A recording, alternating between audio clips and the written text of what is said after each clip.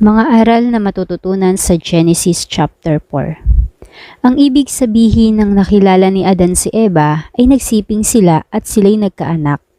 Ang kanilang panganay ay si Cain at ang bunso naman ay si Abel.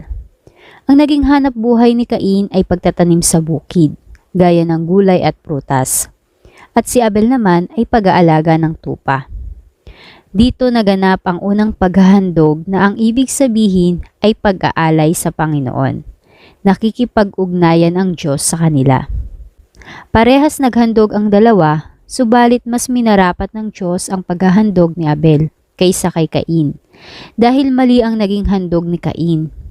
Ang nais kasi ng Diyos ay hayop na susunugin. Ang uso kasi nito ang sinasamyo o inaamoy. Ang aral na makukuha natin dito, hindi lahat ng naglilingkod o naghahandog sa Panginoon ay tinatanggap. Meron din kasing nare-reject. Ang nangyari, dahil sa galit ni Cain, pinatay niya si Abel.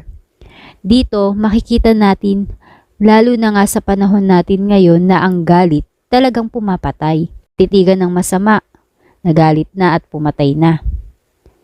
Dito makikita natin na may parusa o may sumpa na pinapataw ang Diyos sa gumagawa ng masama. Nagkaroon din ng takot si Cain na baka siya'y patayin din. Kaya ginawa ng Diyos na nilagyan siya ng tanda at gagantihing makapito ang pumatay o susugat sa kanya. Sa paglipas ng panahon, nagkaasawa si Cain. Ang asawa ni Cain ay kapatid din niya. Dahil noon, 4 lamang sila.